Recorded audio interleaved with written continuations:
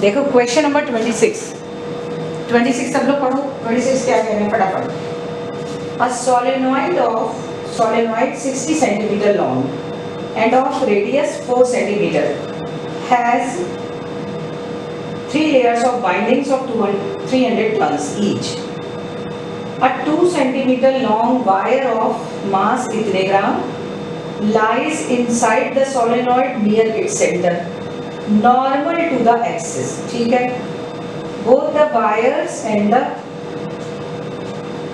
axis of the solenoid are in the horizontal plane. ठीक, the wire is connected through 2 leads parallel to the axis of solenoid to an external battery which supplies a current of 6 ampere in the wire. What value of current in the bindings of the solenoid can support the weight of the wire? अच्छा, पहले तो question ध्यान से पढ़ो सब लोग एक बार फिर से ध्यान से पढ़ लो। इसमें 2 केसेस हैं, ठीक। जैसे 3D में समझो इसको, ये आपकी सोलेनॉइड है, ठीक है। ये ऐसे सोलेनॉइड ऐसे रखी हुई है, ऐसे रखी है। अब सोलेनॉइड में आपको मालूम है कि उसका मैग्नेटिक फील्ड कैसे होता है। नहीं, ऐसे सोलेनॉइड आपकी रखी, जैसे ये है, ये सोलेनॉइड है, ये ऐसे ऐसे रखी सोलेनॉइड ऐसे। तो सोलेनॉइड की एक्सिस ये गई बीच में। 3D में समझा करो इन क्वेश्चंस को। सोलेनॉइड ये आपकी ऐसे गई, यहाँ से लेके यहाँ तक सोलेनॉइड है। तो मैग्नेटिक फील्ड सोलेनॉइड में कैसे होता है? सोलेनॉइड एक्सिस के पैरेलल, तो मैग्नेटिक फील्ड तो ऐसे हुआ। अब सोलेनॉइड की मैग्नेटिक फील्ड के अंदर उन्होंने उसके परपेंडिकुलर एक वायर रख दिया, ठीक। सोलेनॉइड एक्सिस का मैग्नेटिक फील्ड तो ऐसे होगा हॉरिजॉन्टल प्लेन में, और हॉरिजॉन्टल प्लेन में ही देखो तार है, लेकिन है कैसे? देखो आप 90 डिग्री पे दोनों है कि नहीं, एक ही प्लेन में ऐसे। बात समझ रहे हो? क्लियर है? तो अब करंट उन्होंने वायर की दी, जो तार रखा उसकी करंट दी, और वो सोलेनॉइड के मैग्नेटिक फील्ड में रखा, तो उसके ऊपर मैग्नेटिक फील्ड भी है। तो कोई भी करंट कैरिंग कंडक्टर जब मैग्नेटिक फील्ड में रखते हैं कंडक्टर, तो उस पर कितना फोर्स लगता? I/L cross B। तो L और B दोनों देखो मैग्नेटिक फील्ड के परपेंडिकुलर हो गए।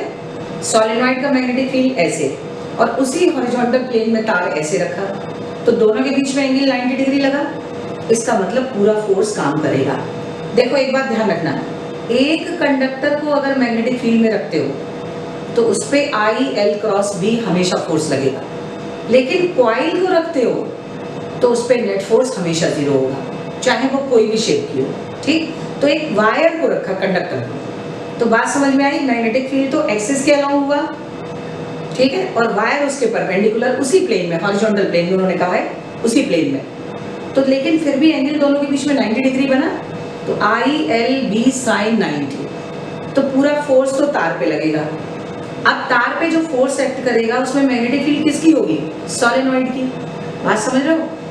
अब उन्होंने कहा है कि जो वायर पे फोर्स लग रहा है वो बैलेंस हो रहा है। देखो ये क्या कहा हुआ है, लास्ट लाइन देखो, ये दिया हुआ है, what value of current in the bindings of the solenoid can support the weight of the wire. अब तार का जो वेट एक्ट करेगा वो mg, और उसको कौन बैलेंस करेगा, कौन सपोर्ट करेगा?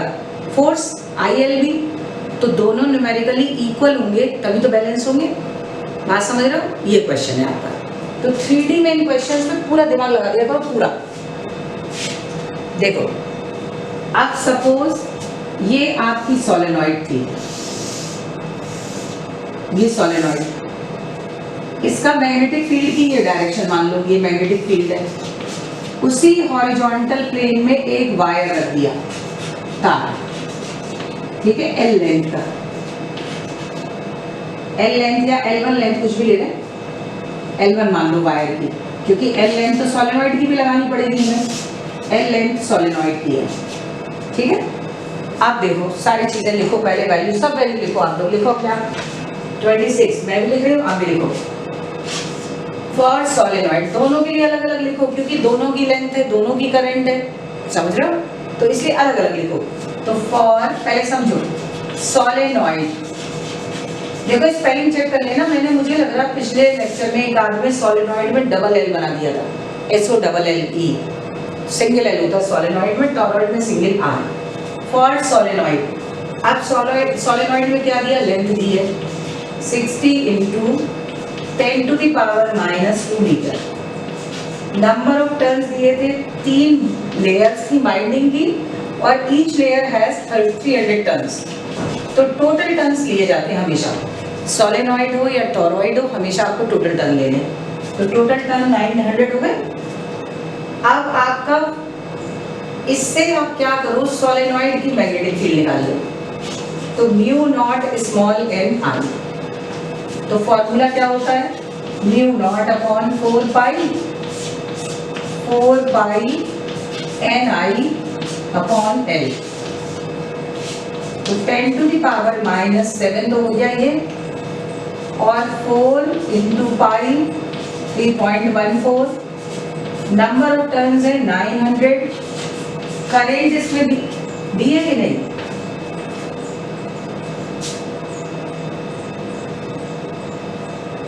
What value of current in the bindings of the solenoid? इसका मतलब सोलेनॉइड की करंट पूछी है, तो I के आगे क्वेश्चन मार्क, तो भाई I ले लो। और ये आपका आ गया L कितना है, 60। बात समझ में आ गई? ये तो मैंने क्या काम किया, सोलेनॉइड का मैग्नेटिक फील्ड निकाल लिया। अब in this magnetic field wire is placed, ठीक है। अब फॉर वायर, और वायर उन्होंने कहा है कि परपेंडिकुलर रखा है, पर रखा उसी प्लेन में है। अब जैसे देखो ये प्लेन है, इसमें ये तो मैग्नेटिक फील्ड है, मैग्नेटिक फील्ड है, और तार इसी में ऐसे रख दिया, देखो तो दोनों एक ही प्लेन में है कि नहीं। देखो ये मैंने ऐसे दिखाने के लिए बताया, पर प्लेन कैसा है आपका, एक ही प्लेन ऐसे हॉरिजॉन्टल, तो 90 डिग्री पे हो गई कि नहीं दोनों।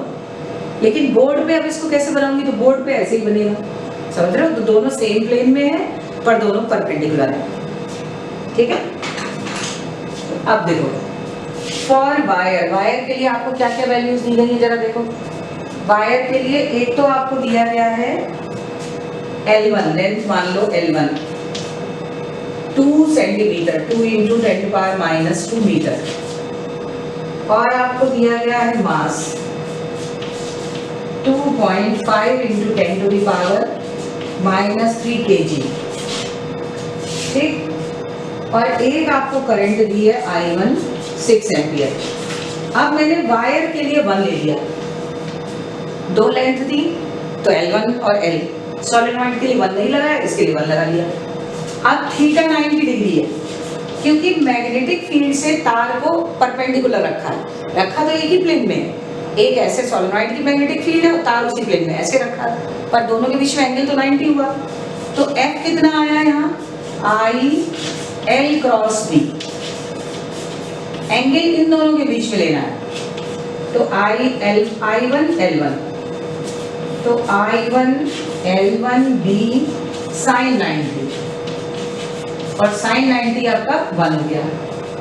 तो देखो I1 6 एम्पियर है, और L1 है 2 × 10⁻⁻6, और मैग्नेटिक फील्ड किसकी है, मैग्नेटिक फील्ड ये पूरी सोलेनॉइड की, समझ रहे हो, क्योंकि सोलेनॉइड की मैग्नेटिक फील्ड में ही तो वायर को परपेंडिकुलर रखा है। तो ये पूरा फॉर्मूला, इसको चाहो तो सॉल्व कर लो थोड़ा सा, ठीक। तो एक काम करते हैं, थोड़ा सा सॉल्व कर लेते हैं। 15 और 15 से 6, ठीक। अब पावर देखो, माइनस का 7, माइनस का 2 ऊपर प्लस का हुआ, और एक ये 0 कट गया, कितने 3 कट गए, 3 कैंसिल हो गए, तो 10⁻⁻4 बचा। तो ये आपका आया सॉल्व होके, और 6 से इसको मल्टीप्लाई कर लो, और तो सब कट गया। 18.84 I × 10⁻0, देखो मैंने काट दिए, 2 ये और एक ये, 3 इसमें से चले गए, तो -4, ये इक्वेशन बनूंगी। तो इस वैल्यू को हम रख रहे हैं 18.84। चेक कर लेना भाई बच्चों, कोई मिस्टेक ना हो, ठीक है। ये आई तो आई गया। ठीक। अब उन्होंने क्या कहा है कि इसको कौन सपोर्ट कर रहा है, वेट ऑफ द वायर, और वायर का वेट कितना होगा mg। इसका मतलब ये फोर्स वर्टिकली अपवर्ड काम करेगा तो वेट कितना होगा डाउनवर्ड्स mg, वो उसको बैलेंस करेगा। आगे समझ में? तो देखो कहीं भी आपको कहेंगे उसको वेट सपोर्ट कर रहा है तो जो भी फोर्स आप निकाल रहे हो वो mg के इक्वल कर दो तुरंत। आगे समझ में? अब आप देखो, अब इसको मिटा रही हूं।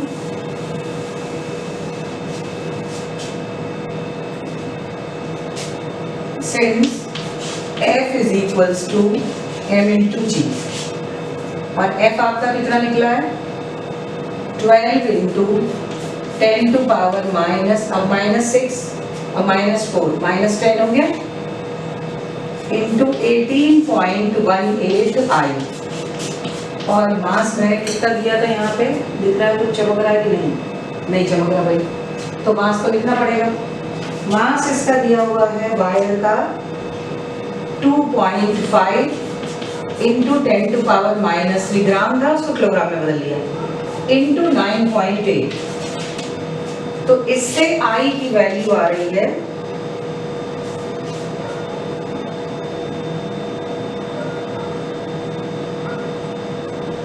कुछ ज्यादा वैल्यू आ रही है आपकी।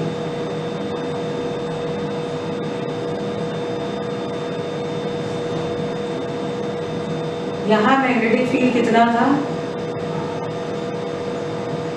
अच्छा 10 to power -7 4, ये मैंने सॉल्व तो किया है सारा, है ना? तो I, ये गलती हुई, ये -2 है, सेंटीमीटर था ना लेंथ, वायर की लेंथ, तो -6 लिख गए।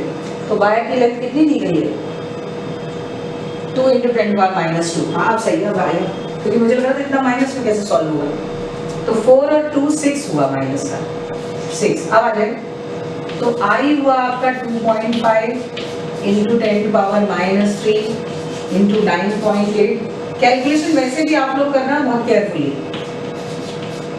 10 टू पावर -6 इंटू 18.18, और इसको जब आप सॉल्व करोगे तो मेरे पास आंसर है इसका 108.27 एम्पियर।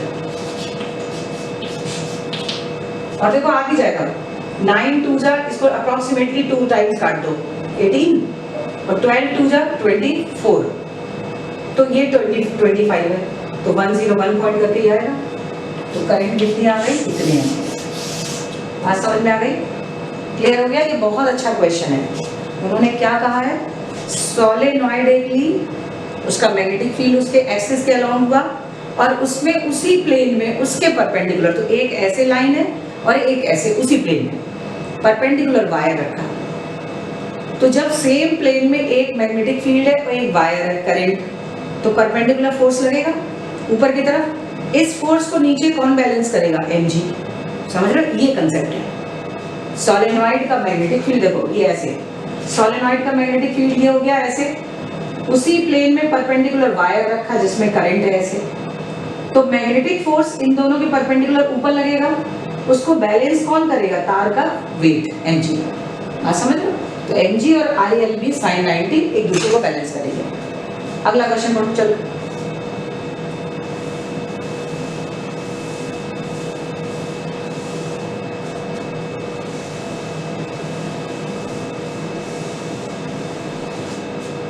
नेक्स्ट क्वेश्चन देखो, नेक्स्ट क्वेश्चन क्या कह रहा है आपका?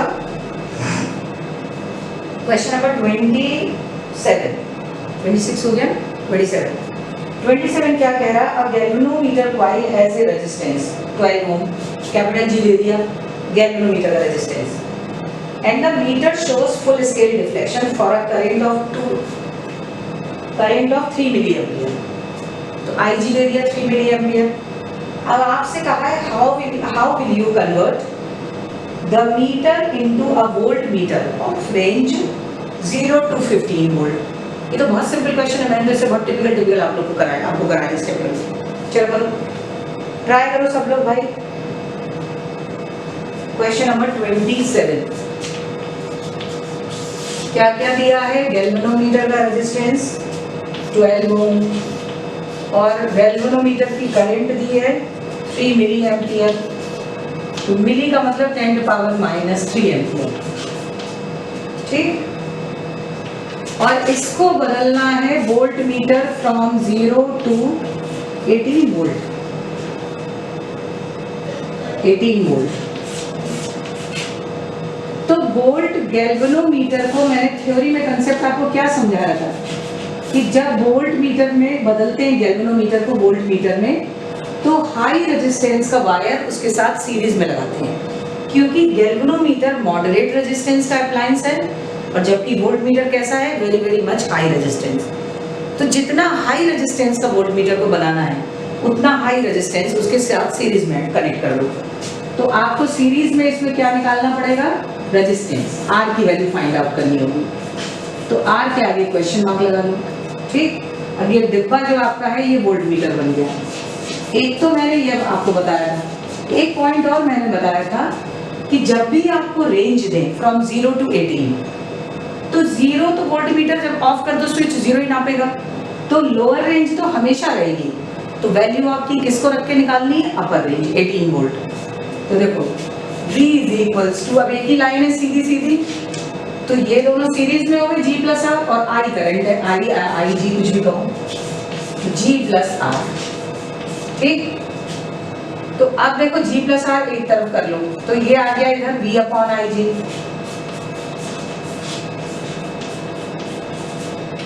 तो R की वैल्यू हो गई V अपॉन आई जी और minus G।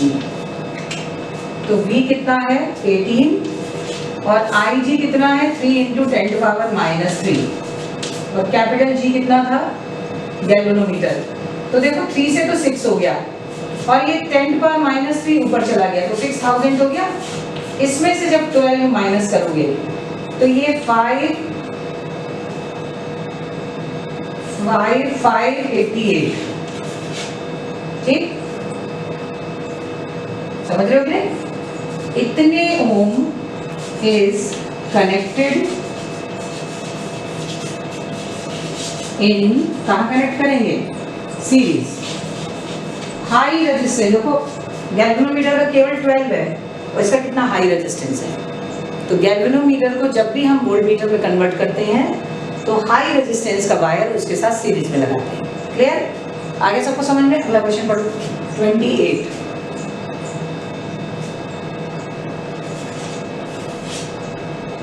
Question number 28।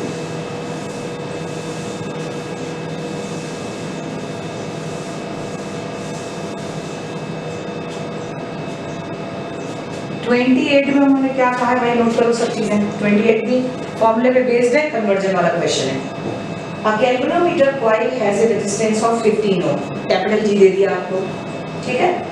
And meter shows full scale deflection, यानी बहुत बढ़िया है, पूरा फुल स्केल डिफ्लेक्शन दे रहा है।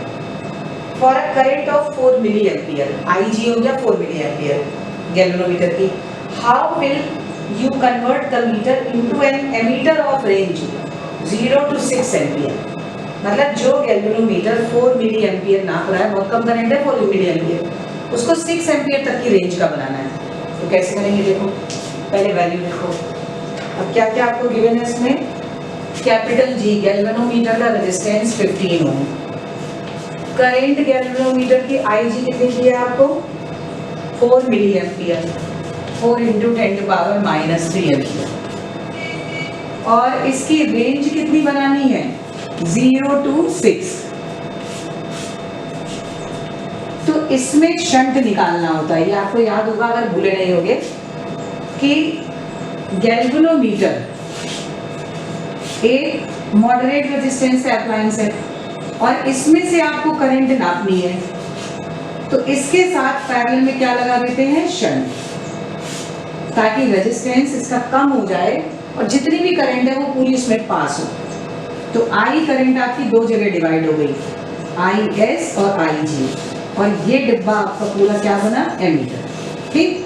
तो ऐसे क्वेश्चन में शंट निकालते हैं कि पैरेलल में कितना रेजिस्टेंस लगाएं ताकि इसकी करंट बढ़ जाए, क्योंकि 4 मिली एम्पियर नाप रहा था और आपको नापना कितना है इससे 6 मिली एम्पियर। बात समझ में आ गई?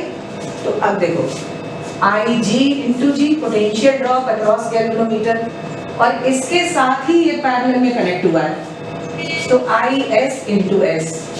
अब IG इंटू जी, IS को क्या लिख सकते हैं I माइनस IG, क्योंकि शंट में करंट नहीं दी जाती कभी भी, तो I माइनस I करंट दो में डिवाइड हुई तो IS की वैल्यू कैसे निकालोगे, इसमें से माइनस करके। अब रखो वैल्यू, IG आपको उन्होंने कहा 4 मिली एम्पियर, तो 4 इंटू 10⁻³ और G है 15। अब I आपकी वैल्यू कितनी है 6, हमेशा अपर रेंज लेते हैं, -4 इंटू 10⁻³ इंटू S, तो 15 4 जा 60, तो 60 इंटू 10⁻³ और इसको आप ले सकते हो 6 माइनस 0.004, ठीक है। तो इसको आप नियरली 6 मान लो, क्योंकि 6 में से 0.004 माइनस करोगे, देखो 6 इसमें से माइनस आप करके देख लो 0.004 क्या बचेगा 6 9 9, ठीक है, और 5 पॉइंट, तो ये नियरली 6 का ही तो इक्वल हो गया। तो S इज इक्वल्स टू 60 यानी 0.006 डिवाइडेड बाय 5.996, तो अप्रॉक्सीमेटली 0.0, एक ही 0 भी तो है, 0.06/6, तो ये कितना हुआ लगभग 0.01 ओम इज कनेक्टेड। कहाँ कनेक्ट करेंगे, कनेक्टेड इन पैरेलल, ठीक है। आगे समझ में क्लियर हो गया? अब चैप्टर नंबर 5 नेक्स्ट वीडियो में, ठीक, इसको नोट करो ये सब क्वेश्चंस को।